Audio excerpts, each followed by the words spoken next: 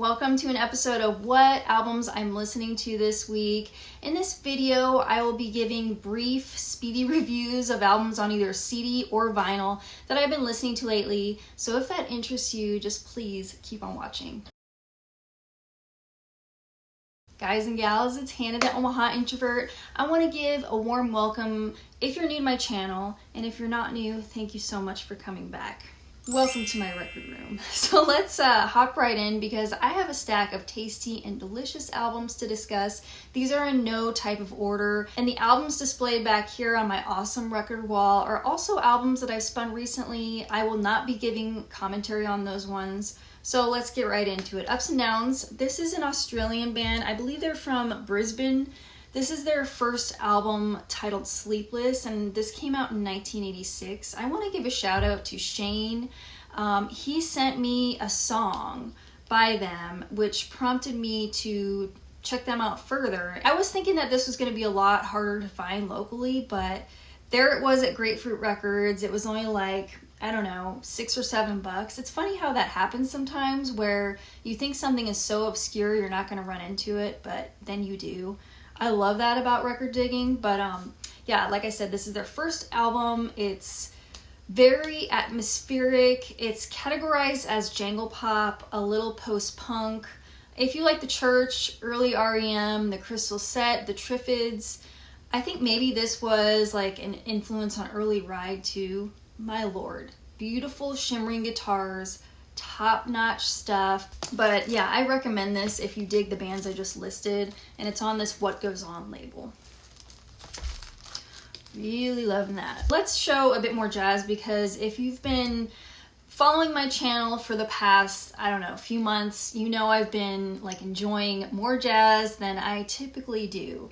It hit me, what can I say? So Dexter Gordon's Go, this is a highly praised album from him, and just to jazz in general. So this is the flavor of jazz that I have been going for.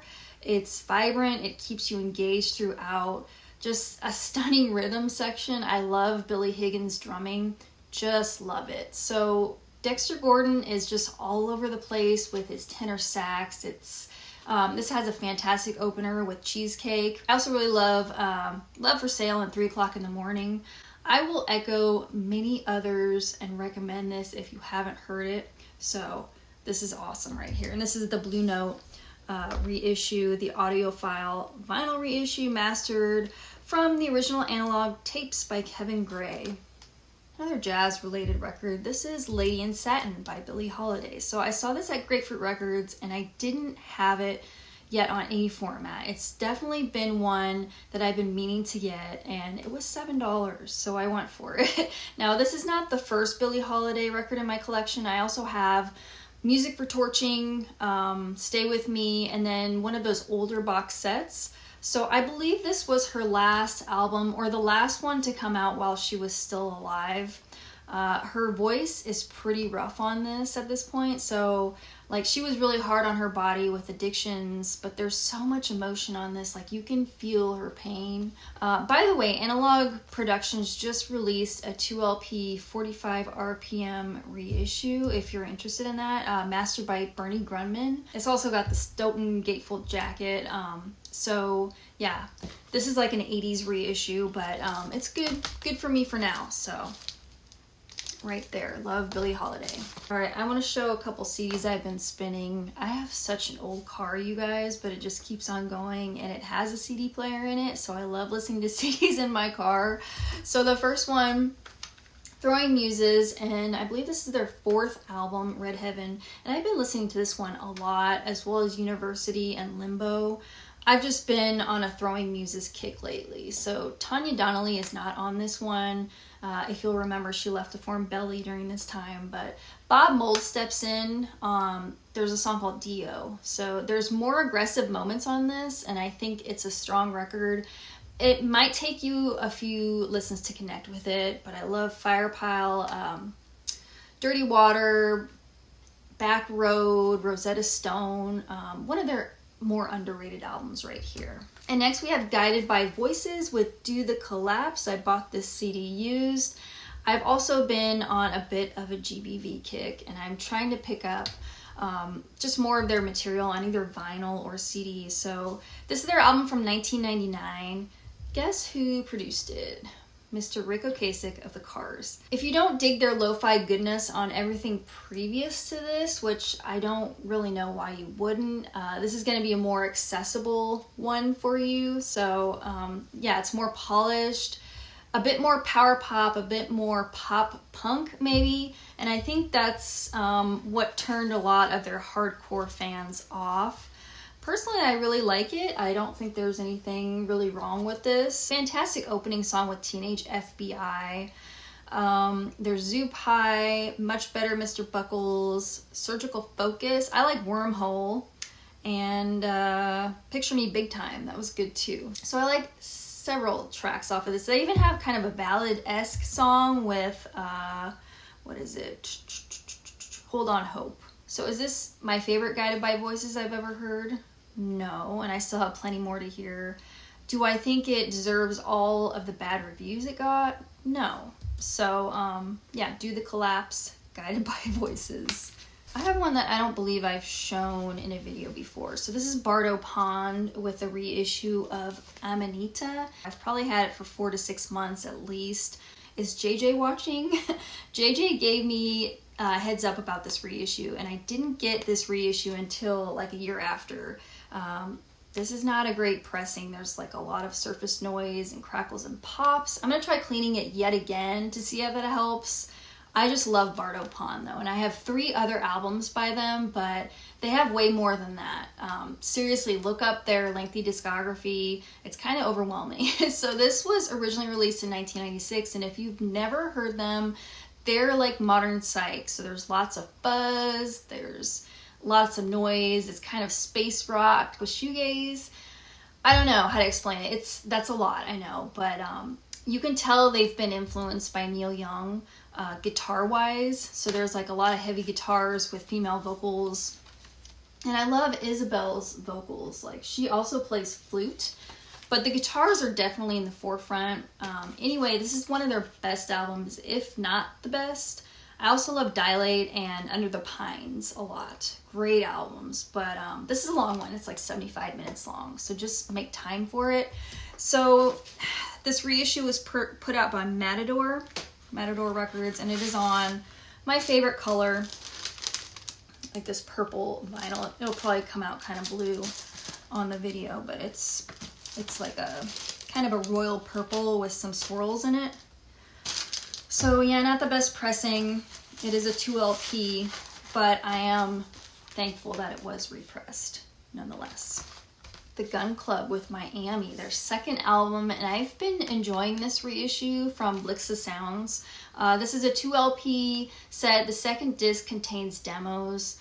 The demos aren't necessary in my opinion. So I was already very familiar with this album, as it was the first CD from them that I bought probably around 15 years ago or so. It remains my favorite too. Did you know that Debbie Harry contributes vocals on this? She's under the name D.H. Lawrence Jr. So yeah, backing vocals by Debbie Harry. And I actually didn't know that before, but I was like looking some stuff up on it, and what do you know? Yeah, she's on this record. If you've never heard Gun Club, like, Jeffrey Lee Pierce has a very unique vocal style. It's kind of Jim Morrison-esque at times, but you still want to hear more. He gets off key a lot too, but I don't know, it makes it interesting. So I love his voice. So they're classified as psychobilly. It's punk blues. I think I even read someone, like a reviewer, said this is redneck punk blues. Whatever you want to call it, it's pretty wonderful. Lots complain about the production of this album in particular. You will see this pop up as one of my favorite records of the 80s whenever I get to my countdown. This will be on it. So my favorite from the Gun Club, this is a pretty badass reissue from Blixa Sounds. Another record that I actually just got, I haven't even opened it yet, but I did pick up Ride's 4 EPs. So yeah, I haven't cracked the seal, but it is a gatefold. It's on white vinyl. Apparently it also contains a 16-page booklet in here. So there's a track listing. I love Ride, especially these early EPs. This is hella expensive. I had my local store order it for me, and it came to like $50 US, and I was just like, what the hell? This is by Wichita Recordings, but for made in the EU, so for a 2 LP, like $50 or close to it. If you go on Discogs, you'll find it's around that range. I think that's kind of crazy. So I'm just appalled by the price of vinyl now. Did I really need this at this moment? No, but you know, it's probably going to go out of print and then we won't see it again for 20 years. So FOMO, I didn't want to miss out on it. I love Ride. So lastly, I want to show a stack of stuff that a viewer, Mark Harris, sent me like a month ago, and I've been absorbing all this stuff and just waiting for the right moment to show it. So he sent me some CDs and a record. And there's lots of legendary Pink Dots in there. So I know some of you are fans, so just hold on a second. But thank you, Mark, for all this stuff. Very generous. But I first want to show a CD he sent by Athletico Spiz 80.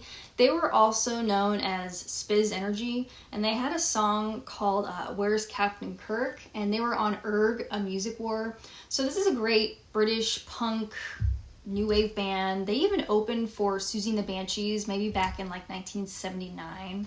By the way, there was some interest for me to do a Susie and the Banshees ranking or an album ranking video. So I will be putting out that Susie and the Banshees video probably at the end of this month, early March. So just be looking out for that. But check out the song Red and Black from this. It's really good. So he sent me 3 albums by the legendary Pink Dots. I wasn't really familiar with them. I had always heard of them, but I had never devoted the time to samples. So this is an experimental band that formed like back in 1980 from London. This album called The Tower, this was originally released in 1984. It's like minimalistic synth. It's pretty dark. So my favorite song on here is probably Astrid, which isn't typical for them because it has a female guest vocalist. So I mean, that song sounds like it would fit in a movie. It's beautiful. But Lust for Powder, that was also pretty good. I'm not giving up on this particular one, but I'm not taken by it either, if that makes sense. It didn't leave a huge impression on me. The next one I want to show is The Lovers. So the first 4 tracks on this are live, and then there's like studio tracks. I love the song The Heretic, as well as The Lovers Part 1 and Part 2. This has its moments, and I do like it more than The Tower. I like that he sent these earlier albums because it gives me like a good base for what's to come in the later album I'm going to show here. So yeah, The Lovers and The Tower, those are the CDs he sent. And then the record is this one, Angel in the Detail. This is a magnificent limited edition vinyl copy. The music on this is the winner of these 3 for me. It's quite the listening experience. I especially started loving this after the 2nd and 3rd listens. It's kind of like you don't know what direction they're going to next, and it keeps it very fresh for me. So the second half is so very good. So if you like electronic experimental music, this is worth hearing. Yeah, with these 3 I have just like an excellent starter collection of the legendary Pink Dots. So thank you, Mark. Thank you so much. So you just heard me blab on and on about albums I've been listening to this week, and let me know if you enjoyed this type of video. If you did, you know what to do. But keep on spinning that music for your well-being. So I was kind of actually throwing around a possible idea for my next video, either next week or the week after, where I will go back to a video I recorded like back in 2018 where it's like my 20 favorite artists and bands of all time. I thought I would just revisit that topic and see, kind of like redo it and see what remains the same and what bands would take other bands' place on that list. Let me know if you guys have any interest in that, and I will go ahead and put that video out soon. If you are digging that idea, please in the comment section write top 20 like with your comment if you do post a comment for me, and that way I know like there's interest for that type of video. All right, see you guys next time. I'm over and out.